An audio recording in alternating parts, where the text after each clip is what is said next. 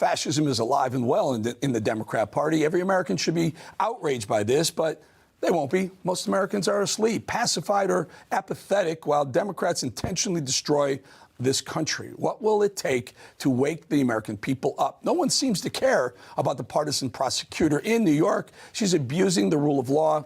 The left is waging lawfare with the implicit message to political opponents: either keep quiet or suffer the consequences. Join me now to break it all down is attorney for Save America, Christina Bobb. Welcome back again, Christina. So we've talked about it, but you know, it does, every time you talk to people in the water cooler or on the street, it's always about, I don't care if you like Trump or not, they're going way over the line. They're going past what American people expect fair play, bottom line. And this is nothing like that. You're exactly right. And the idea that they're basically cutting off the appeals process, and the fact that they're trying to jam this judgment down his throat without his ability to use all of his constitutional rights of the judicial process, which includes the appellate process, to me indicates that they know they're wrong. They know they're in the wrong, and that's why they don't want to allow the Court of Appeals to weigh in before they harm him more. And so they're trying to cut off that process and just create more headlines and create more drama and create more turmoil for the president, knowing that they're likely to get overturned. It's shocking. I mean, I don't know how many times we can use the word unprecedented, shocking, crazy before it sounds trite. But every next step that they take is shockingly worse than the last one. So I know a little thing or two. I spent 15 or 18 years on Wall Street. I know billionaires are very wealthy. I also know that they don't have $400 or $500 or $600 million laying around.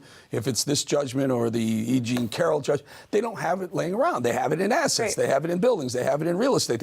And so it feels like what she's trying to get Trump to do is forfeit one of his buildings in advance of the appeals process, just so she can get that, like she can get that skin, that scalp that she's looking for.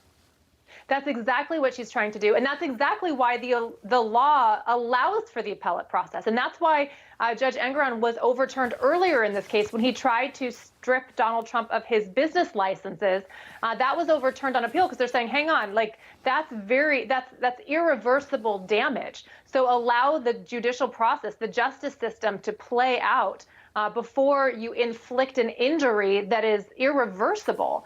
And that's what you're exactly right. What they're trying to do is inflict injury on Donald Trump that can't be reversed. They're cutting off the appellate process and saying, we don't care what the Court of Appeals says. We are going to get our pound of flesh from Donald Trump. Come hell or high water, whether it's just or not. They don't care. Or even if they have to give it back, if the appeals court says, no, you're wrong, he's not going to owe that kind of money and they can give the building back. I get it, but they just want that moment to say they got it. Listen to Letitia James in October saying that, she had the audacity to say that Trump is the one who's engaging in a political stunt. Listen.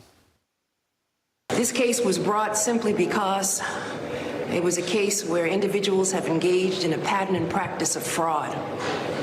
And I will not sit idly by and allow anyone to subvert the law. And lastly, I will not be bullied. And so Mr. Trump is no longer here. The Donald Trump show is over. This was nothing more than a political stunt. I can't remember the last time I tried to get charged with a crime for a political stunt. Right. Yeah, pot calling a kettle black. You want to talk about political stunts? You got in a city and a state where they reduce felonies to misdemeanors like water, and they're trying to stick Trump with a 350 with, by the way, folks, I said 450 because with interest and extra fees, they've got this thing, this bond that he has to post up to $450 million. Not 10% of it, the $500 million. Are they insane? Yes, they absolutely are. It's a massive case of Trump derangement syndrome. There's no semblance of justice here. I believe that this statute has been used about 150 times before in New York history. And this is the only case where there is no victim. There are no real damages.